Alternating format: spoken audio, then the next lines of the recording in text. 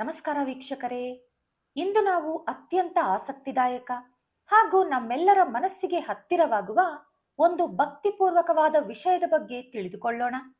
ಅದುವೇ ಸಾಕ್ಷಾತ್ ಆ ವೆಂಕಟೇಶ್ವರ ಸ್ವಾಮಿಗೆ ಅತ್ಯಂತ ಪ್ರಿಯವಾದ ಹಿಟ್ಟಿನ ದೀಪದ ಆಚರಣೆ. ಆದರೆ ಇದರ ಹಿಂದೆ ಇರುವ ಅಸಲಿ ಶಾಸ್ತ್ರ ನಿಯಮಗಳೇನು ಎಂಬುದನ್ನು ಈಗ ನಾವು ಅತ್ಯಂತ ವಿವರವಾಗಿ ಮತ್ತು ಸ್ಪಷ್ಟವಾಗಿ ಅರ್ಥ ಮಾಡಿಕೊಳ್ಳೋಣ.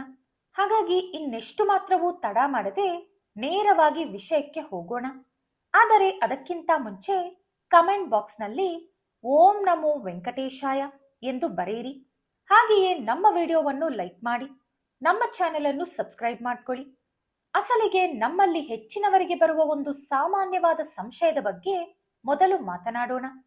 ಜೀವನದಲ್ಲಿ ಏನಾದರೂ ಕಷ್ಟಗಳು ಬಂದಾಗ ಅಥವಾ ಗ್ರಹ ದೋಷಗಳು ಇದ್ದಾಗ ಆ ದೋಷಗಳ ನಿವಾರಣೆಗಾಗಿ ಪ್ರತಿ ಶನಿವಾರ ಮನೆಯಲ್ಲಿ ಈ ರೀತಿ ಹಿಟ್ಟಿನ ದೀಪವನ್ನು ಹಚ್ಚುವುದು ಸರಿಯೇ?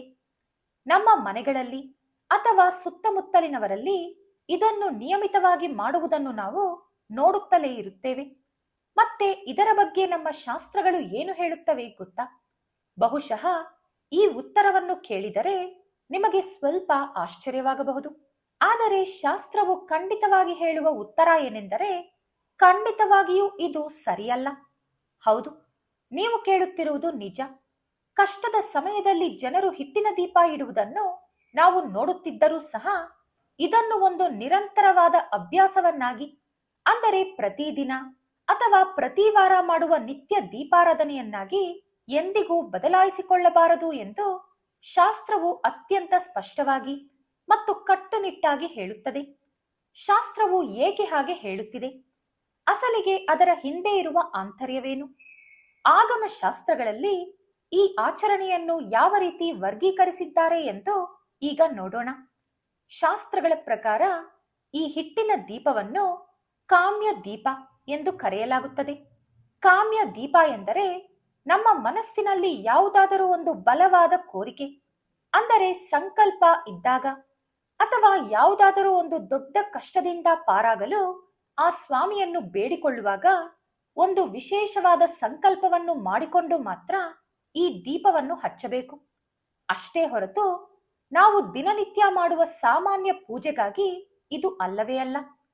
ಯಾವುದೇ ವಿಶೇಷ ಸಂಕಲ್ಪದ ಪೂಜೆಯನ್ನು ಆರಂಭಿಸುವ ಮುನ್ನ ಗಣಪತಿ ಹಾಗೂ ವೆಂಕಟೇಶ್ವರ ಸ್ವಾಮಿಯ ಸ್ಮರಣೆ ಮಾಡುವುದು ಅನಿವಾರ್ಯ. ಹಿಟ್ಟಿನ ದೀಪವನ್ನು ಹಚ್ಚುವಾಗ ಈ ಕೆಳಗಿನ ವೆಂಕಟೇಶ್ವರ ಸ್ವಾಮಿಯ ಮೂಲಮಂತ್ರ ಹಾಗೂ ದೀಪ ಮಂತ್ರವನ್ನು ಪಠಿಸುವುದು ಅತ್ಯಂತ ಶ್ರೇಷ್ಠ. ಶ್ರೀ ವೆಂಕಟೇಶ್ವರ ಮೂಲ ಮಂತ್ರ ಓಂ ನಮೋ ವೆಂಕಟೇಶಾಯ.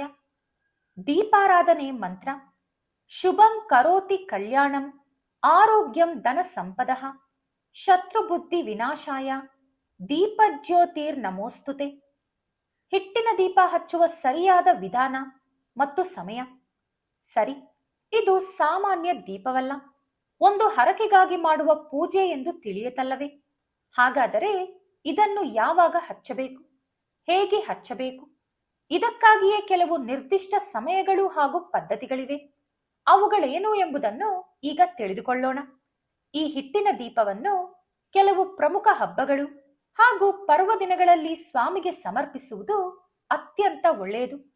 ಉದಾಹರಣೆಗೆ, ವೈಕುಂಠ ಏಕಾದಶಿಯ ದಿನ, ಶ್ರೀನಿವಾಸನ ಬ್ರಹ್ಮೋತ್ಸವಗಳ ಸಮಯದಲ್ಲಿ, ಶ್ರೀನಿವಾಸನಿಗೆ ಅತ್ಯಂತ ಪ್ರಿಯವಾದ ಶ್ರಾವಣ ಮಾಸ ಮತ್ತು ಕಾರ್ತಿಕ ಮಾಸದಲ್ಲಿ ಬರುವ ವಿಶೇಷ ಶನಿವಾರಗಳಂದು ಈ ದಿನಗಳಲ್ಲಿ ಅತ್ಯಂತ ಭಕ್ತಿ ಶ್ರದ್ಧೆಗಳಿಂದ ಈ ದೀಪವನ್ನು ಒಂದು ವಿಶೇಷ ನೈವೇದ್ಯದ ರೂಪದಲ್ಲಿ ನಾವು ಸ್ವಾಮಿಗೆ ಸಮರ್ಪಿಸಬಹುದು.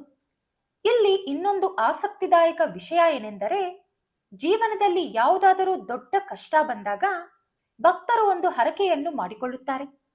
ಆಗ ಖಂಡಿತವಾಗಿಯೂ 5, 9 ಅಥವಾ 11 ಶನಿವಾರಗಳ ಕಾಲ ಸ್ವಾಮಿಗೆ ಈ ದೀಪವನ್ನು ಇಡುತ್ತೇವೆ ಎಂದು ಸಂಕಲ್ಪ ಮಾಡುತ್ತಾರೆ. ಈ ಸಂಖ್ಯೆಗಳು ಅತ್ಯಂತ ಪ್ರಮುಖವಾದವುಗಳು.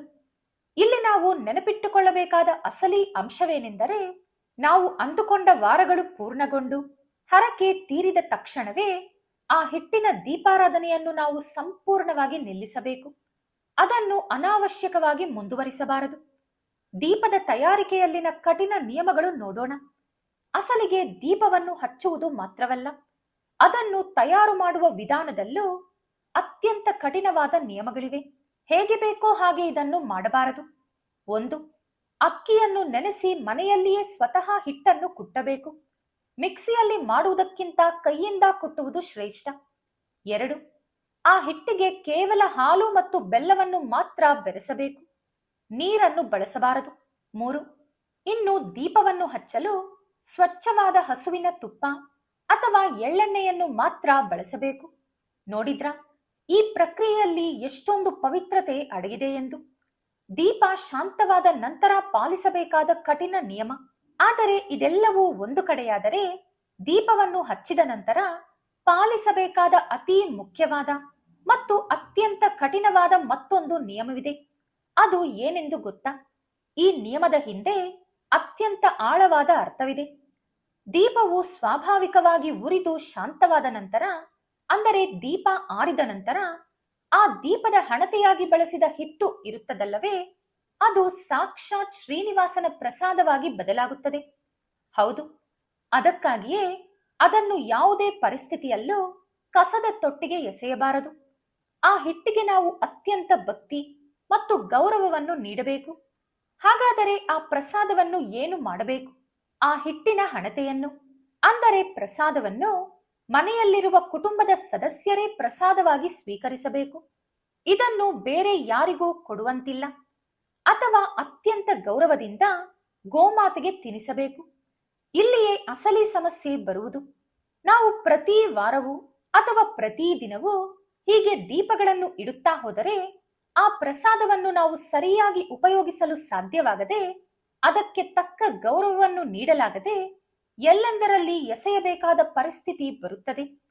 ಹಾಗೆ ಮಾಡಿದರೆ ಅದು ತೀವ್ರವಾದ ಆಧ್ಯಾತ್ಮಿಕ ಲೋಪಗಳಿಗೆ, ಅಂದರೆ ದೋಷಗಳಿಗೆ ದಾರಿ ಮಾಡಿಕೊಡುತ್ತದೆ ಎಂದು ನಮ್ಮ ಶಾಸ್ತ್ರಗಳು ಕಟ್ಟುನಿಟ್ಟಾಗಿ ಎಚ್ಚರಿಸುತ್ತವೆ. ಆದ್ದರಿಂದ ಇಲ್ಲಿ ನಮಗೊಂದು ಸ್ಪಷ್ಟವಾದ ವ್ಯತ್ಯಾಸ ಅರ್ಥವಾಗಬೇಕು. ನಾವು ದಿನನಿತ್ಯ ಅಥವಾ ಪ್ರತಿ ವಾರ ಮನೆಯಲ್ಲಿ ಮಾಡುವ ಸಾಮಾನ್ಯ ಪೂಜೆಗಳಿಗೆ ಸರಳವಾಗಿ ಮಣ್ಣಿನ ಹಣತೆ ಅಥವಾ ಹಿತ್ತಾಳೆಯ ಹಣತೆಯನ್ನು ಬಳಸಿದರೆ ಸಾಕು. ಅದುವೇ ಶ್ರೇಯಸ್ಕರ ಕೂಡ. ಅದೇ ಯಾವುದಾದರೂ ನಿರ್ದಿಷ್ಟ ಕಷ್ಟ ಬಂದಾಗ ಕಠಿಣ ನಿಯಮಗಳೊಂದಿಗೆ ಒಂದು ವಿಶೇಷ ಹರಕೆಗಾಗಿ ಮಾತ್ರ ಈ ಹಿಟ್ಟಿನ ದೀಪವನ್ನು ಬಳಸಬೇಕು. ಈ ಸ್ಪಷ್ಟತೆ ನಮ್ಮೆಲ್ಲರಿಗೂ ಇರುವುದು ಅತ್ಯಂತ ಮುಖ್ಯ. ನೋಡಿದ್ರಾ, ನಮ್ಮ ಸನಾತನ ಧರ್ಮದ ಪ್ರತಿಯೊಂದು ಚಿಕ್ಕ ಆಚರಣೆಯ ಹಿಂದೆ ಎಷ್ಟೊಂದು ಪವಿತ್ರವಾದ ಹಾಗೂ ಅರ್ಥಗರ್ಭಿತವಾದ ನಿಯಮಗಳು ಅಡಗಿವೆ ಎಂದು. ಶ್ರೀ ವೆಂಕಟೇಶ್ವರ ಸ್ವಾಮಿಯ ಆಶೀರ್ವಾದಕ್ಕಾಗಿ ನಾವು ಎಷ್ಟೋ ರೀತಿಯ ಪೂಜೆಗಳನ್ನು ಮಾಡುತ್ತಿರುತ್ತೇವೆ.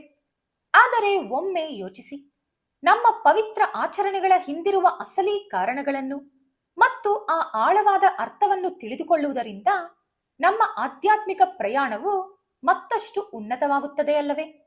ಖಂಡಿತವಾಗಿಯೂ ಬದಲಾಗುತ್ತದೆ. ಸರಿಯಾದ ಜ್ಞಾನ ಮತ್ತು ತಿಳುವಳಿಕೆಯಿಂದ ಮಾಡುವ ಪೂಜೆಯು ಯಾವಾಗಲೂ ನಮ್ಮ ಭಕ್ತಿಯನ್ನು ಮತ್ತಷ್ಟು ವೃದ್ಧಿಸುತ್ತದೆ. ಈ ವಿಡಿಯೋ ಮೂಲಕ ನಿಮಗೆ ಅಸಲಿ ಶಾಸ್ತ್ರ ನಿಯಮಗಳ ಬಗ್ಗೆ ಒಂದು ಉತ್ತಮ ಸ್ಪಷ್ಟತೆ ಬಂದಿದೆ ಎಂದು ಭಾವಿಸುತ್ತೇನೆ. ವಿಡಿಯೋ ಇಷ್ಟವಾಗಿದ್ದರೆ ಲೈಕ್ ಮಾಡಿ, ಶೇರ್ ಮಾಡಿ, ನಮ್ಮ ಚಾನೆಲ್ ಅನ್ನು ಸಬ್ಸ್ಕ್ರೈಬ್ ಮಾಡಿಕೊಂಡು ಬೆಲ್ ಐಕಾನ್ ಕ್ಲಿಕ್ ಮಾಡಿ. ಧನ್ಯವಾದಗಳು.